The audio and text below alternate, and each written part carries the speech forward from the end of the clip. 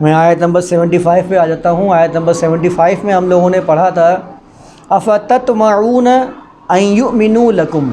اس کو ذرا آپ لوگ دیکھا بھی کریں کہ اس میں کیا لکھا ہے۔ کیا پھر تم لوگ اس بات کی طمع کرتے ہو، یعنی کہ طمع کا مطلب ہوتا ہے کسی فائدے والی چیز کی خواہش کرنا، کیا تم اس کی خواہش کرتے ہو کہ وہ تمہارے لیے ایمان لے کر آ جائیں؟ وَقَدْ كَانَ فَرِيقٌ مِّنْهُمْ يَسْمَعُونَ كَلَامَ اللَّهِ۔ مسلمان تو ظاہر سی بات ہے یہی چاہتے تھے کہ جس طرح ہم ہدایت یافتہ ہو چکے ہیں، اللہ کے قانون کو مان چکے ہیں، یہ بھی قانون کو اللہ کے مانیں، چونکہ اہل کتاب ہیں تو ہمارا بازو بنے ہیں، تاکہ ہم دنیا کے اندر اس اسلام کے نام لے کر ایک انقلاب برپا کریں، جو دوسری قوم میں موجود ہیں ان کو اسلام کی دعوت دیں، ایک طاقت بن کے سامنے آئیں۔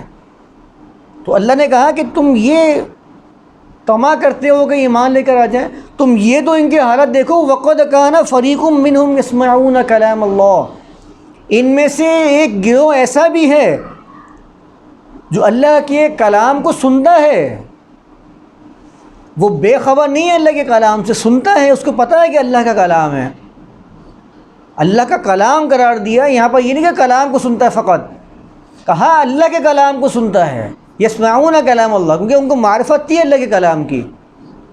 ثم یحرفونہ من بعد ما عقلوہ،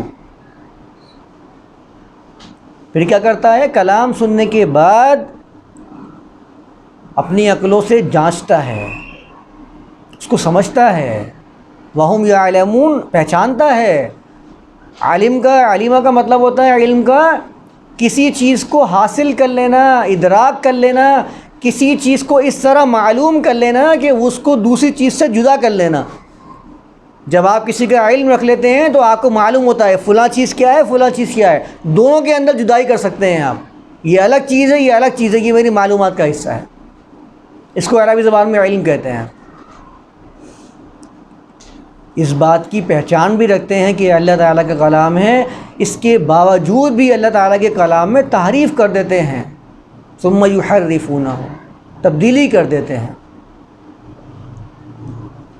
تو یہ کیسے تمہاری بات پہ ایمان لے کر آ جائیں گے؟ جبکہ ان کے بارے میں تو اللہ نے فرمایا اتخذوا احبارہم ورہبانہم اربابا من دون اللہ۔ آپ جوڑ دیکھیں ذرا، قرآن کا رب دیکھیں آپس میں۔ یہاں کیا بیان فرمایا؟ ایک گروہ ان میں سے ہے جو اللہ کے کلام کو جانتا ہے، سنتا ہے، اپنی عقلوں کو استعمال کرتا ہے، اس کو اس بات کی تمیز بھی ہے کہ کلام اللہ کیا ہے اور غیر کلام اللہ کیا ہے، یعلمون، ممتاز بھی کر لیتا ہے۔ لیکن سب کے باوجود اس کی خرابی یہ ہے کہ وہ کیا کرتا ہے؟ کلام اللہ میں تحریف کرتا ہے۔ ثم یحرفونہ، اور یہ ایک گروہ ہے، اور پوری کی پوری جماعت کیا کرتی ہے؟ اتخذوا احبارہم ورہبانہم اربابا من دون اللہ۔ اور پوری جماعت کی جو خاصیت ہے، جو صفات ہے، وہ یہ ہے کہ ان لوگوں نے مکمل طور پہ اپنے عالموں کو، اپنے راہبوں کو اللہ کو چھوڑ کر رب بنایا ہوا ہے۔ جو وہ کہتے ہیں وہ یہ کام کرتے ہیں، جس کو وہ منع کرتے ہیں اس کو یہ چھوڑ دیتے ہیں۔ اور تم امید کر رہے ہو کہ یہ ایمان لے کر آ جائیں گے؟ ایسی قوم کیسے ایمان لا سکتی ہے جس نے اپنے راہبوں کو، اپنے عالموں کو رب بنایا ہوا ہے؟ وہ کبھی ایمان پر کامل ہو ہی نہیں سکتی ہیں۔ اب ذرا اپنی کیفیت کو لے کے آنا چاہیے ہم لوگوں کو۔ کیا ہمارا معاملہ بالکل اس کے مثل نہیں ہے؟ یہ ہمارا معاملہ اس کے برعکس چل رہا ہے۔ ہم لوگ کیا کر رہے ہیں؟ ہم بھی یہی کر رہے ہیں، کلام اللہ کو سنتے ہیں، نہیں سنتے، اپنی عقلوں کو استعمال کرتے ہیں، تمیز کر لیتے ہیں کلام اللہ کون ہے، یہ کیا دوسرا غلط ہے، کلام اللہ کیا ہے، یہ معلوم ہے ہم سب کو، بچے بچے کو معلوم ہے۔ کیا بچے بچے کو سورۃ الناس، سورۃ الفلق یاد نہیں کرواتے ہم لوگ؟ ایک ایک بچہ جانتا ہے کلام اللہ کیا، سنتا بھی ہے اور سمجھتا بھی ہے۔ لیکن آپ مجھے خود بتائیے کہ اتخذوا احبارہم ورہبانہم اربابا من دون اللہ نہیں ہے؟ جس کو یہ حلال کہتے ہیں اس کو وہ حلال کہتے ہیں، جس کو یہ حرام کہتے ہیں اس کو وہ حرام کہتے ہیں۔ حلال اور حرام کا اختیار صرف میرے رب کے پاس ہے، اللہ کے پاس۔ کسی کو اللہ تعالیٰ نے حلال اور حرام کا اختیار دیا ہی نہیں ہے۔ نبیوں کو فرماتا ہے اللہ تعالیٰ لما تحرم ما احل اللہ لک، اے نبی کیوں حرام کرتے ہو اس چیز کو جس کو اللہ نے آپ کے لیے حلال کیا ہے؟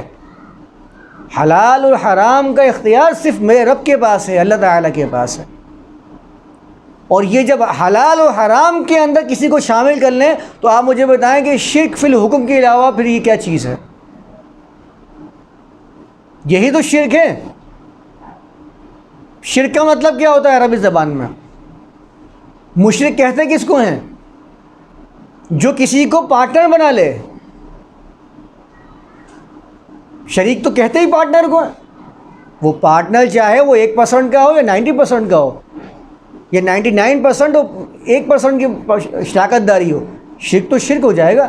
بلکہ میں تو اور زیادہ کہہ رہا ہوں، اگر 0.1% بھی بات کروں شراکت داری کی تو شراکت کہلائے گی وہ۔ دنیا والے جانتے ہیں اس چیز کو کہ شراکت کیا ہوتی ہے۔ تو آپ یہ کیسے سمجھ سکتے ہیں کہ میں اگر کسی کو حلال و حرام کا اختیار دے رہا ہوں تو یہ اس کی شراکت میں قائم کر رہا ہوں اللہ تعالیٰ کے ساتھ، شرک فی الحکم کر رہا ہوں۔ وَلَا يُشْرِكُ فِي حُكْمِهِ أَحَدًا، بتائیں مجھے اس سے زیادہ واضح کیا آیت ہوگی قرآن کی؟ وَلَا يُشْرِكُ فِي حُكْمِهِ أَحَدًا، اللہ وہ ہے جو اپنے حکم میں کسی کو شریک ہی نہیں کرتا۔ إِنِ الْحُكْمُ إِلَّا لِلَّهِ، حکم صرف اور صرف اللہ تعالیٰ کے لیے ہے، بس وہ حکم کرے گا، آپ کو بتائے گا حلال کیا ہے حرام کیا ہے، کیا کرنا ہے کیا نہیں کرنا۔ آپ تو روایت حدیث سے کلام پیش کرتے ہیں، بلکہ آپ 4 قدم اور آگے نکل گئے۔ آپ کہتے ہیں فلاں عالم نے حرام کا حرام دیا اس لیے حرام ہے، آپ کو تو پتہ ہی نہیں کیوں حرام کہہ رہا ہے وہ، اور شاید اس کو بھی پتہ نہیں ہوگا حرام کیوں ہے، اس نے بھی کسی فقہ کی کتاب سے پڑھ لیا کوئی حرام ہے تو وہ دنیا بھر کو حرام بتا رہا ہے۔ اس کو یاد لاؤ بھائی کس چیز کیوں حرام ہے، جا کے ذرا چیک تو کرو، یہ تمہارے عالم نے حرام قرار دیا ہے یا اللہ تعالیٰ نے حرام قرار دیا ہے؟ اس کو یہ بھی نہیں پتہ، 10 سال آگے بٹھا ہوا ہے۔ اب آپ مجھے بتائیں کہ اس کے وہ 10 سال وائگا گئے ہیں یا کسی کام میں آئے ہیں؟ اگر اس کو یہ بھی معلوم نہیں ہے تو یہ میں آپ کو اکثریت کی بات بتا رہا ہوں، اکثریت کا یہ حال ہے۔